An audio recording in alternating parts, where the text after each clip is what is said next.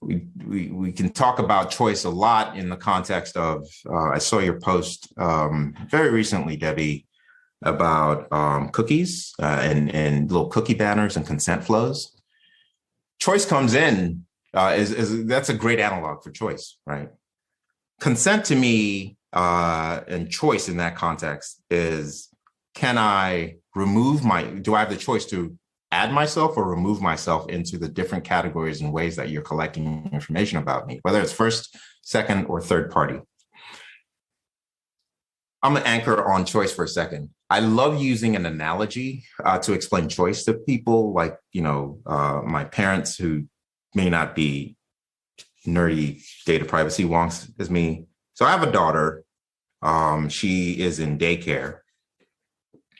And, I put her in the care of teachers, caretakers, the principal. That's the agreement. I take her to school, you care for her, and I pick her up from school. That's the agreement. If the school wants to take her to the park or to the zoo or swimming class, they come to me, the parent, right? They ask permission, and I give consent on behalf of my child as to the bounds in which they can sort of break the existing agreement, right? And so that's how I look at choice, right? That it's my data as a user.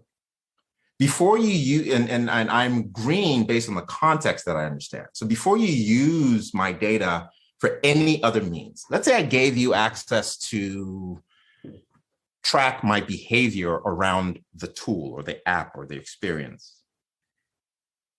That makes sense to me as a user because I want my experience to be counted in the improvement of said tool.